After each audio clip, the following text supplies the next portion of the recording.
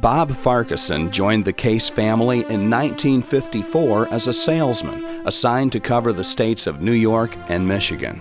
He was a natural salesman, but it was his marketing savvy that would carry him further than he could have imagined. Upon the death of John Russell Osborne Sr. in 1975, Bob was made president of the company, a position he'd hold until retiring in 1981. The same year, he officially launched the Case Collectors Club.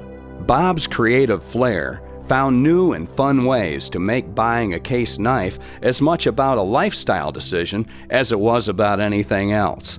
His influence helped to build a bigger Case brand and a stronger company for the future, which is why his name was added to the Case Wall of Fame in 2002.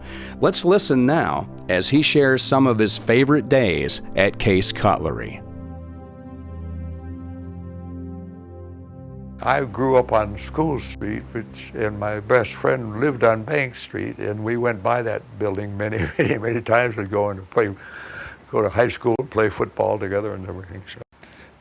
So I knew it had a Case name on the top of that parapet wall, on the parapet wall.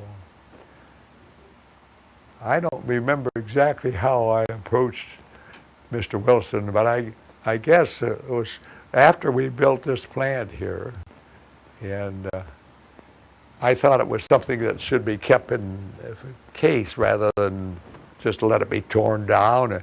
So I asked him if he would be interested in selling it, or because it had W.R. Case Cutlery or something on it. And he said, no, I wouldn't be interested in selling it, but you can have it. He said, as long as you put that parapet well back and in A1 condition and everything. I said, it'll be in A1 condition, which we did. But the interesting thing, once we got it down, it was W.R. Case and Son. And then an S had been added afterwards, but not when the original stone was made. When you look at it, you'll find the S has been added. And so it was W.R. Case and Son. And then someone, and I include it probably was Mr. Case, added the word sons because there was Platts, a son-in-law, and that's where the sons come in, was the Platt family. Rhea Crandall was the only child of Herbert Crandall and Teresa Case, Russ Case's sister. As the inheritor and sole owner of the Case Company upon Russ's death, her husband, John O'Kane, would become Case's chairman and her son, company president. Bob still holds Rhea, his next-door neighbor since childhood, as one of the most beloved figures in all of Bradford. She'd treat us just like she was our mother or mother-in-law, and this is, if she bought something for us, she bought it for me. If she bought it for Betsy, she bought it for Fay Ruth. It was just a good family relationship. No reason for it to be. It wasn't that, anything that we expected, but it was always treated that way. And just a very gracious woman. Case always had an eye out for interesting materials for knife handles. One such material would later become known as gum fuddy. We called it gum fuddy, and those were made during World War II, but during World War II, a lot of the handle material was not available, and so they got to use kind of what the salesman called gum fuddy, but it was really a black hard rubber, and we'd pin those were pinned on as covers. And when I first took over the New York State Territory, for instance, in Michigan, dealers had in their display those old gum fuddy knives, some of them, and I'd try to remount a panel for them utilizing bone stag instead of gum fuddy. And then gum fuddy, because it became rare, they were no longer being made in gum fuddy, they became valuable. For many decades, interest in older case knives became a mainstream hobby. I started getting all these letters from across the country from the dealers or from people who had bought from a dealer, particularly an old display, old knives, and they would write in and ask me when we made this particular knife, and maybe they'd send a picture of it or a drawing of it, and maybe with a number or some description so that I could tell what they were talking about. And I'd take it over to Mary Pistro, who ended up having 70 years there, not at that time, obviously, but she had been there for years and years. And I said, Mary, when did we make this knife? Well, let's see, the Depression was on, blah, blah, blah. And she always had an answer for me because she was a foreman in our final finishing room and packaging. She had girls there that cleaned and oiled the knives and then wrapped them and boxed them and everything. And so she was a source of a lot of information. And in 1970, we began to date the knives.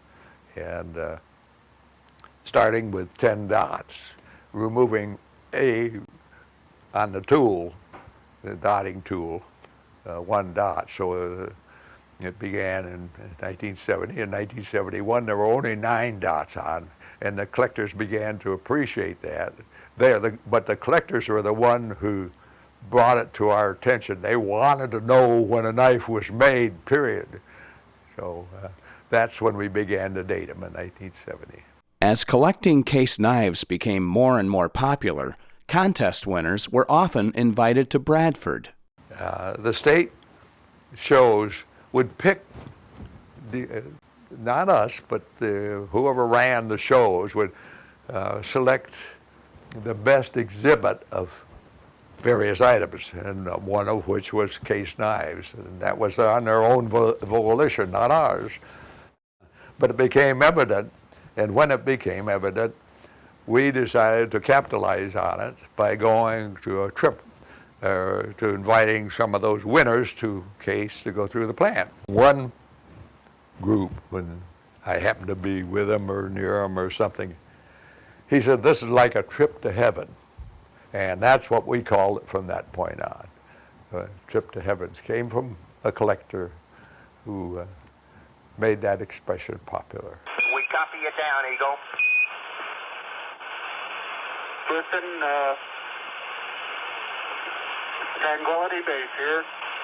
The Eagle has landed. NASA was looking for part of a survival package, and they were calling the various cutlery manufacturers across the country if they would like to submit a sample of their product that they were making. And I said, sure, we'd be happy to send it. And so we sent them a couple of hunting knives. And they called back and said, we're interested in your knives. We've examined these other knives, and we think you'd be the one we'd like to deal with. And are you interested in producing an astronaut's knife? And of course, we're producing a knife for their survival package. We ended up calling it the astronaut's knife. But it was an interesting project because they wanted to accomplish certain things with this survival knife. And that's why it's designed the way it is. There's a portion of it, of course, that is blunt on that heel of the blade near the handle for prying.